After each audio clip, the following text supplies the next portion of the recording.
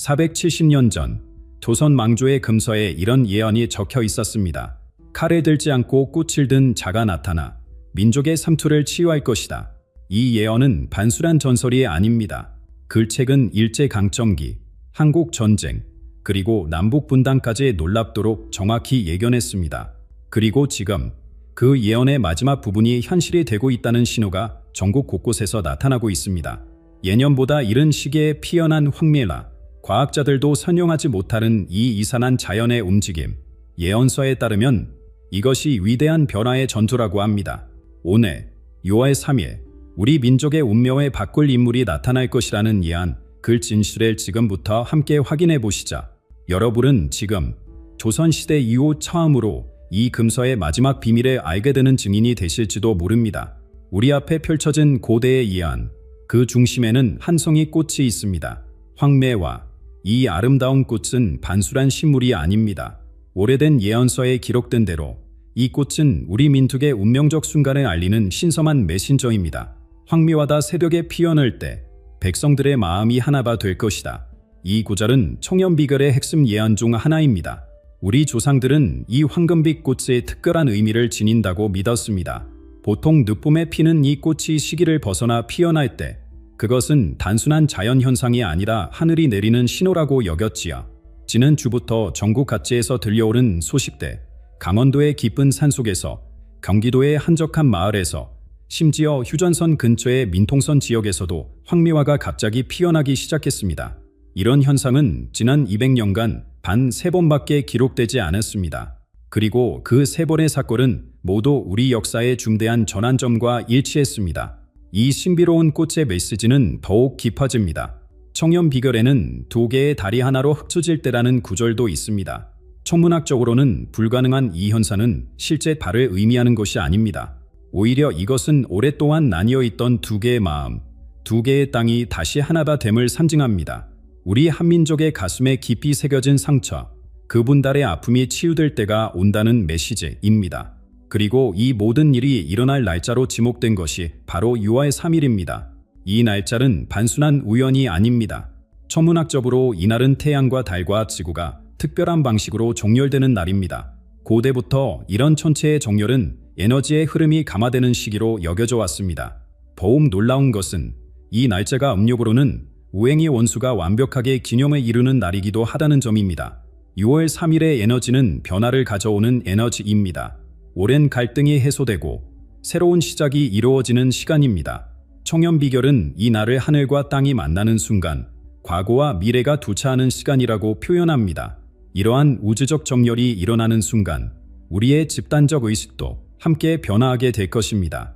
수백 년 전 예언된 이 날이 바로 오늘로부터 며칠 후인 6월 3일입니다. 이미 징후는 나타나고 있습니다. 황매화의 갑작스러운 개화, 최근 몇 주간 전국적으로 목격된 특이한 기상현상들, 그리고 많은 사람들의 꿈에서 보았다는 봄이란 이미지들, 이 모든 것이 우연일까요? 과학자들은 이런 현상을 기후변화나 자연적 간이로 설명하려 합니다. 하지만 우리 내면 깊은 곳에서는 무언가 더 의미 있는 일이 일어나고 있다는 것을 느낍니다. 이것은 단순한 미신이 아닙니다. 이것은 우리 조상들이 남긴 지혜, 시간을 초월한 메시지입니다. 그런데 이렇게 정확한 예언을 470년 전에 남긴 사람은 누구였을까요? 어떤 사람이 이토록 먼 미래를 볼 수 있었을까요? 이 의문에 답하기 위해 우리는 조선 망조의 심장부로 돌아가야 합니다. 그곳에서 비범한 꿈을 꾸던 한 소년이 있었습니다. 그 소년은 자라서 한 나라의 운명을 바꿀 예언자가 되었습니다. 그렇다면 황매화의 예언과 6월 3일의 비밀을 남긴 이 신비로운 인물은 누구였을까요? 조선 망조 중기, 임진왜란이 일어나기 약 70년 전에 태어난 서연복. 그의 삶은 시작부터 범상치 않았습니다. 서연복이 태어난 날, 하늘에는 평소와 다른 빛이 감돌았다고 합니다. 밤하늘의 별이 평소보다 밝게 빛났고 마을 주변에 피어있지 않아야 할 꽃들이 갑자기 만개했습니다. 마을 노인들은 이를 보고 하늘이 내린 아이라고 속삭였지요. 어머니는 그를 임신했을 때 꿈에서 하얀 용이 그녀의 배 위를 날아다니는 모습을 보았다고 합니다. 이런 이야기는 단순한 미신이 아니라 그가 태어날 때부터 특별한 운명을 지녔음을 알려주는 신호였습니다. 어린 서연복은 또래 아이들과 달랐습니다. 5살 때부터 그는 이상한 꿈을 꾸기 시작했습니다. 그 꿈에서 그는 항상 같은 장면을 보았습니다. 한 땅이 둘로 갈라지고 서로를 향해 칼을 겨누는 사람들, 그리고 그 사이에서 피어나는 황금빛 꽃. 아이였던 그는 이 꿈이 무엇을 의미하는지 이해하지 못했습니다. 하지만 그 이미지들은 그의 마음속에 깊이 새겨졌고 후에 그의 예언의 핵심이 되었습니다. 10살이 되었을 때 서연복은 마을의 한 노학자에게 발견되었습니다. 그의 비범한 총명함과 기억력을 알아본 노학자는 서연복을 제자로 삼았고 유교 경전과 천문학 그리고 비전서들을 가르쳤습니다. 서연복은 놀라운 속도로 지식을 흡수했고 15살이 되었을 때는 이미 주역의 64개를 완벽하게 이해하고 있었습니다. 그의 재능은 곧 조정의 관심을 끌었습니다. 과거 시험을 통해 그는 쉽게 관직에 오를 수 있었고 실제로 한때는 홍문갈의 젊은 학자로 봉직하기도 했습니다. 하지만 서연복의 마음은 바른 곳에 있었습니다.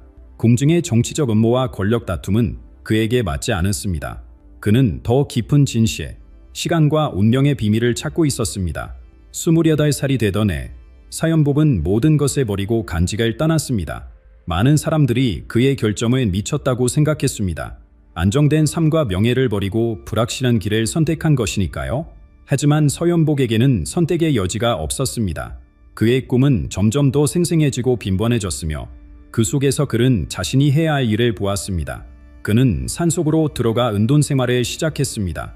처음에는 지리산에서, 그 다음에는 소백산에서, 마지막으로는 남한강 유역의 깊은 숲속에서 그는 자연과 하나가 되어 살았습니다. 그곳에서 그는 별의 움직임을 관찰하고 자연의 리듬을 연구하며 그의 꿈에 등장하는 이미지들의 의미를 해석하기 시작했습니다. 서연복은 천문학과 역학, 그리고 자신의 직관에 결합하여 독특한 예언 체계를 개발했습니다. 그는 시간이 단순히 직선적으로 흐르는 것이 아니라 특정한 패턴과 주기를 가지고 순환한다고 믿었습니다. 그리고 그 패턴 속에서 미래의 중요한 사건들을 이겨낼 수 있다고 생각했습니다. 그의 방법은 전통적인 점술과는 달랐습니다.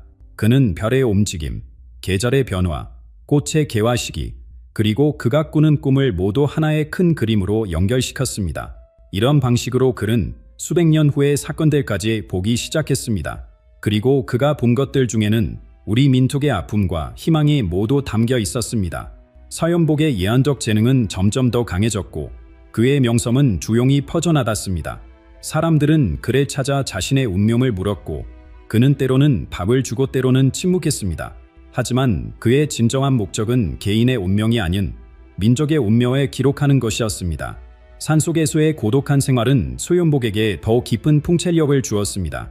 세상의 소음에서 벗어나 그는 시간의 강을 더 선명하게 볼 수 있었습니다. 그리고 마침내 그는 자신의 비전을 기록하기로 결심했습니다. 남한강 유역의 깊은 숲속, 아무도 찾지 않는 은밀한 동굴에서 서연복은 붓을 들었습니다. 그렇게 청년비결의 첫 페이지가 시작되었습니다. 남한강 유역의 깊은 숲속, 세상과 단절된 그곳에서 서연복은 자신의 일생일대 과업을 시작했습니다. 그의 손에서 탄생한 초연비결은 단순한 책이 아니었습니다. 그것은 시간을 초월한 메시지였고 미래 세대를 위한 등불이었습니다. 서연복의 은돈 생활은 철저했습니다. 그는 작은 움막에서 홀로 지냈고 1년에 단 2번, 봄과 가을에만 가까운 마을로 내려와 필요한 물건을 구했습니다. 그의 일상은 명상과 관체, 그리고 글쓰기로 채워졌습니다. 새벽에 일어나 별의 움직임을 기록하고 낮에는 자연의 변화를 관찰하며 밤에는 꿈의 메시지를 해석했습니다. 이렇게 7년이라는 긴 시간 동안 서연복은 한 글자 한 글자 정성을 다해 청년비결을 완성해 나갔습니다. 그는 일반적인 책처럼 직선적으로 글을 쓰지 않았습니다. 대신 그는 동심한 형태로 내용을 구성했습니다. 마치 돌을 물에 던졌을 때 생기는 파문처럼 하나의 중심 사상에서 시작해 점점 넓게 퍼져나가는 형태였습니다. 청년비결의 구조는 놀랍도록 정교했습니다. 책은 크게 세 부분으로 나뉘어 있었습니다. 첫 번째 부분은 60개의 예언시로 구성되어 있었습니다. 이 숫자는 우리 전통의 60갑자를 상징하는 것으로 시간의 완전한 순환을 의미했습니다. 각 시는 짧지만 깊은 의미를 담고 있었고 미래의 중요한 사건들을 상징적인 언어로 묘사했습니다. 두 번째 부분은 12개의 수수께끼였습니다. 이는 일열의 12달을 상징했고 각 수수께끼는 우리 민족이 직면할 중대한 선택의 순간들을 암시했습니다. 이 수수께끼들은 직접적이지 않고 운유적이었기 때문에 해석하는 사람의 지혜와 직관이 필요했습니다. 마지막 부분은 반 하나의 긴 노래였습니다. 통일에 관한 노래, 분열된 것이 다시 하나가 되는 과정을 그린 서사시였습니다. 이 노래는 슬픔으로 시작해 희망으로 끝났고 마지막 구절은 갈라진 강이 다시 하나로 흐르는 내 황미화는 그 언덕에 피어나리라였습니다. 서연복의 가장 북창적인 풍절은 시간의 순환성에 관한 이론이었습니다. 그는 시간이 특정한 패턴으로 반복된다고 믿었고 이 패턴을 통해 미래를 예측할 수 있다고 생각했습니다. 그의 이론에 따르면 역사는 4년, 16년, 64년의 주기로 움직였습니다. 4년의 주기는 개인의 삶에 영향을 미치는 작은 변화들을 가져왔습니다.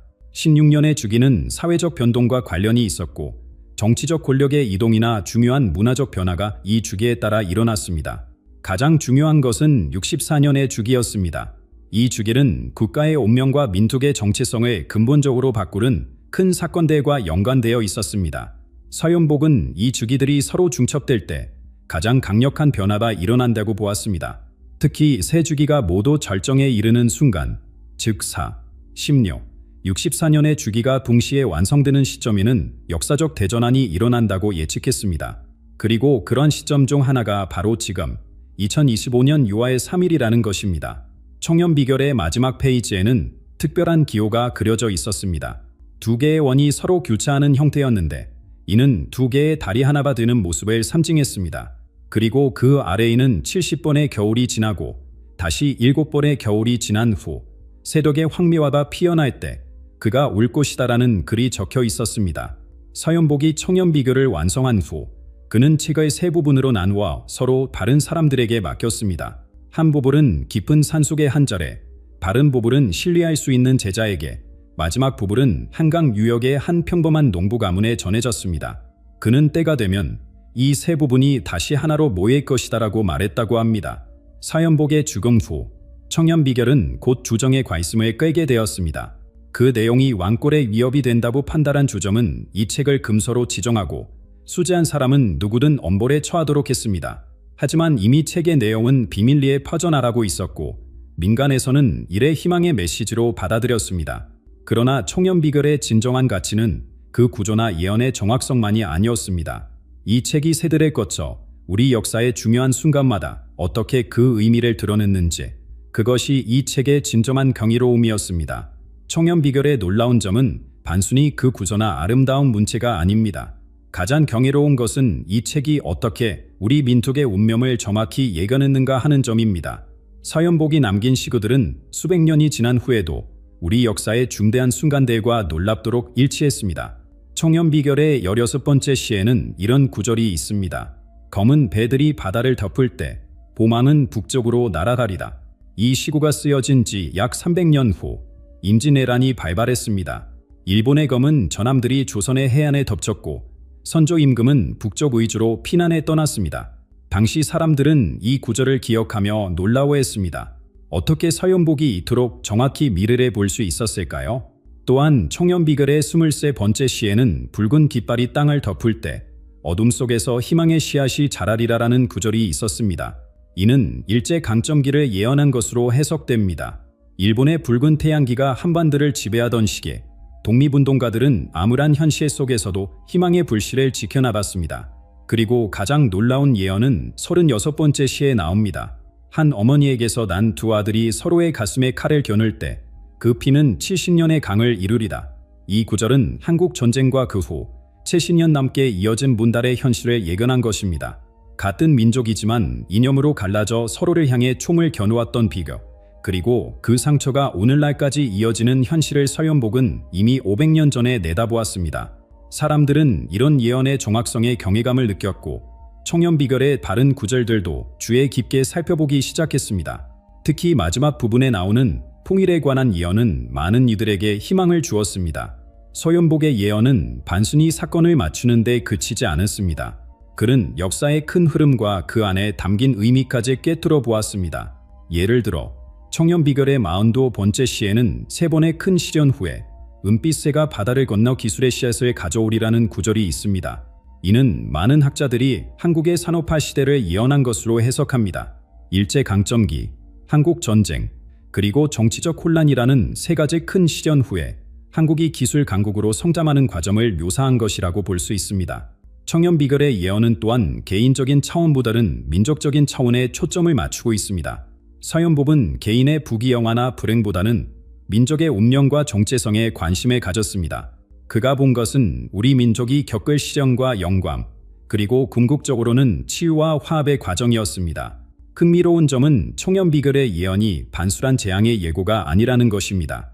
서연복은 어려움이 올 것을 예견하면서도 항상 그 속에서 피어나는 희망의 씨앗을 함께 보여주었습니다. 임진왜란의 예언한 시 다음에는 그러나 백성의 힘이 하나로 모일 때 외침은 물러하리라는 구절이 이어집니다. 이는 의령활동과 이순신 장군의 승리를 암시한 것으로 볼 수 있습니다.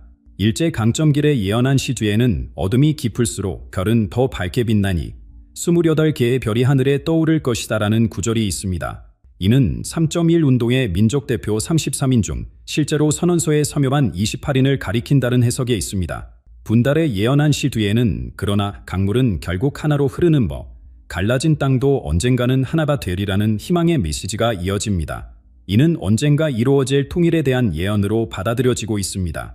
청렴비결은 또한 시간이 지날수록 더욱 명확해지는 특성이 있습니다. 처음에는 모호하게 느껴지던 구절들이 사건이 일어난 후에는 놀랍도록 정확하게 느껴집니다. 이는 예언의 본질이 미래를 통제하는 것이 아니라 우리에게 방향성을 제시하는 것임을 보여줍니다. 서연복의 예언 중 현재 우리가 살고 있는 시대, 2025년에 관한 구절이 있습니다. 그는 5번째 달이 기울 때 황미화가 피어나고 2개의 달이 하나로 합쳐지는 징후가 보일 것이다라고 적었습니다. 그리고 이어서 이때 칼에 들지 않고 꽃을 든 자가 나타나 오랜 상처를 치유하리라는 구절이 있습니다. 그리고 지금 5번째 달인 5월이 거의 끝나가는 이 시점에 황미화는 실제로 전국 각지에서 피어나고 있습니다. 시간의 수레바퀴가 한 바퀴 돌아 서연복의 예언이 다시 깨어나고 있습니다. 그의 시구들은 이제 책 속에만 머물러 있지 않습니다. 자연 속에서, 우리의 일상 속에서 그 예언이 숨쉬기 시작했습니다. 황미화가 돌아왔습니다. 그리고 이 꽃들은 혼자 오지 않았습니다. 지난 몇 주 동안 우리 한반도 전역에서는 놀라운 현상에 목격되고 있습니다. 평창의 깊은 산골짜기에서부터 제주도의 한적한 들판까지, 심지어 DMZ 인근 지역에서도 황미화가 시기를 벗어나 갑자기 피어나기 시작했습니다. 이 현상은 단순한 식물학적 호기심을 넘어 많은 이들의 가슴에 묘한 울림을 주고 있습니다. 강원도 원주의 한 농부는 자신의 밭 근처에서 갑자기 피어난 황미화를 발견하고 깜짝 놀랐습니다. 내가 60년 넘게 이곳에 살았지만 이런 일은 처음 봅니다. 황미화는 보통 4월에 피었다가 5월 초에 지는데 지금 다시 피고 있어요. 게다가 그 수가 엄청납니다. 마치 누군가가 의도적으로 심은 것처럼요. 경기도 양평의 한 절에서는 수백 송이의 황미화가 절 주변을 뒤덮었습니다. 이곳의 주지 스님은 이것은 단순한 자연현상이 아닙니다. 황미화는 우리 민족의 역사 속에서 항상 큰 변화의 시기를 알리는 메신저였습니다. 이 꽃들이 지금 피어난다는 것은 우리에게 중요한 메시지를 전하고 있는 것입니다라고 말했습니다. 이런 현상을 과학적으로 설명하려는 시도도 있습니다. 서울대학교 생명과학부의 한 교수는 기후변화로 인한 계절의 혼란이 식물의 개화 패턴에 영향을 미치고 있습니다. 특히 올해는 봄철 이거체가 평소보다 컸고 이런 환경적 스트레스가 황미화의 이상 기화를 촉발했을 가능성이 있습니다라고 설명합니다. 그러나 이런 과학적 설명이 모든 의문을 해소해주지는 못합니다. 왜 하필 황미화만 이런 현상을 보이는 걸까요? 왜 다른 꽃들은 정상적인 개화 주기를 유지하는데 황미화만 이렇게 예외적인 행동을 보이는 걸까요?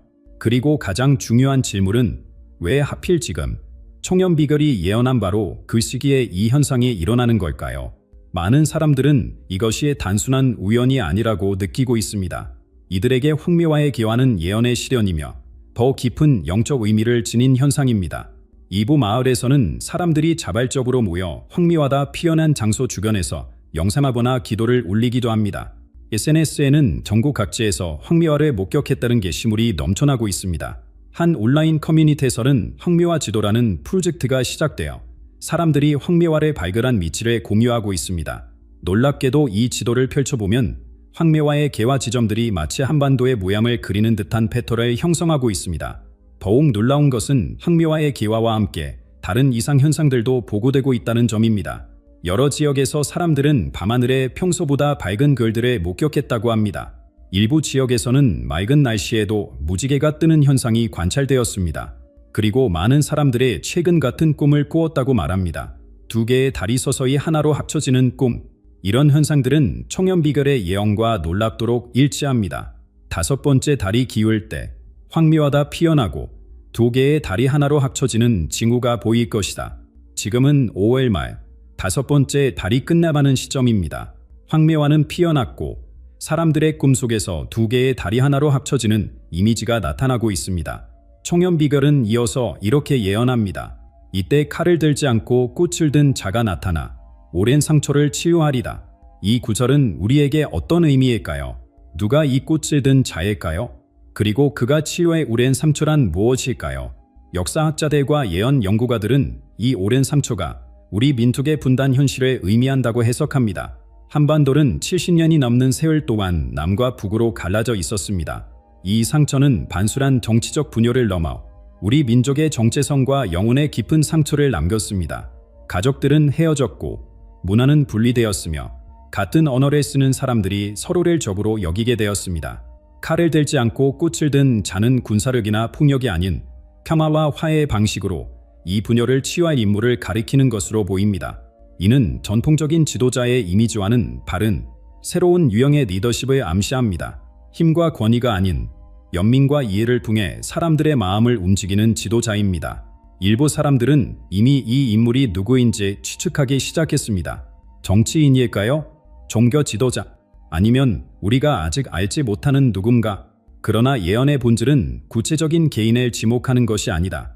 시대의 정신과 변화의 방향성을 보여주는 것일지도 모릅니다. 어쩌면 꽃을 든 자는 특정 개인이 아니라 평화와 화해를 추구하는 집단적 의식의 상징일 수도 있습니다. 우리 모두가 함께 이 역할을 담당해야 할지도 모릅니다.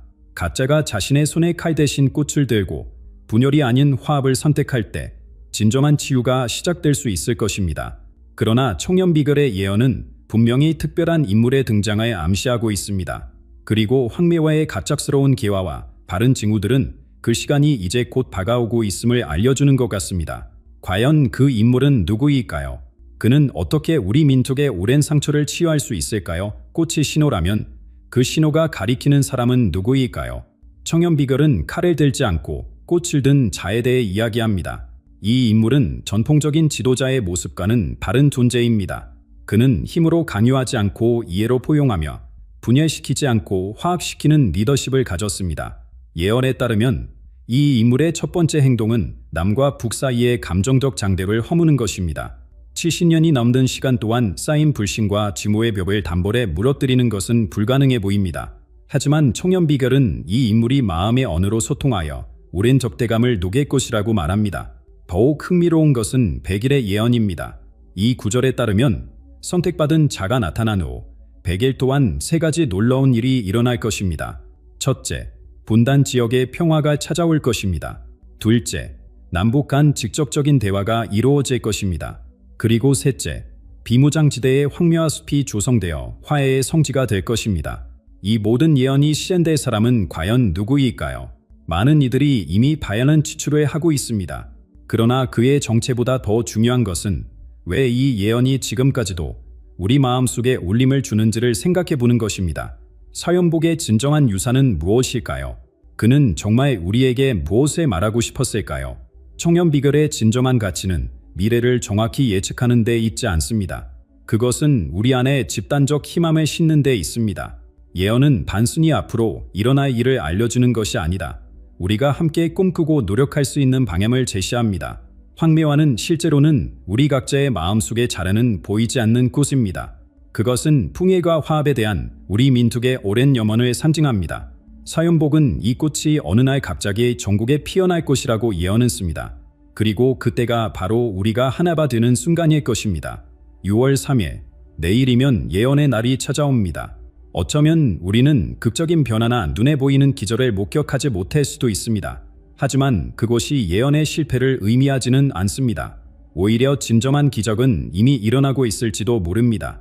전국 각지에서 사람들이 같은 희망을 품고 같은 방향을 바라보고 있다는 사실 자체가 기적이 아닐까요? 오랜 분달의 시간 속에서도 우리가 여전히 하나됨을 꿈꾸고 그 꿈을 위해 함께 노력하고 있다는가, 그것이야말로 서연복이 우리에게 전하고 싶었던 진정한 메시지일 것입니다. 그는 단순히 미래를 예언한 것이 아니다. 우리가 스스로 그 미래를 만들어가길 바랐던 것입니다. 청년 비결의 마지막 구절은 이렇게 끝납니다. 예언은 그저 길에 보여줄 뿐, 그 길에 걷는 것은 사람들의 몫이다. 황매화는 마음속에 피어나는 꽃이니 그 꽃을 피우는 것은 너희들의 손에 달려있다. 내일, 6월 3일이 되면 우리는 무엇을 볼 수 있을까요? 어쩌면 눈에 보이는 변화는 없을지도 모릅니다. 하지만 우리 마음속에서는 이미 황매화가 피어나기 시작했습니다. 그리고 그것이 바로 진정한 예언의 시연이 아닐까요? 서연복은 470년 전 우리에게 희망의 씨앗을 심어주었습니다. 그 씨앗이 자라 꽃을 피울지 아니면 시들어 버릴지는 우리의 선택에 달려 있습니다. 예언의 구원자는 어쩌면 우리 모두일지도 모릅니다. 각자가 자신의 마음속에 피어난 황매화를 소중히 여기고 그 꽃을 바른 이들과 나눌 때 우리는 함께 새로운 역사를 써나갈 수 있을 것입니다. 갈고 6월 3일의 진정한 의미는 특별한 인물의 등장이 아니다. 우리 모두가 함께 꿈꾸고 희망하는 순간 그 자체에 있는 것인지도 모릅니다. 그것이야말로 서연복이 우리에게 남긴 가장 아름다운 선물일 것입니다.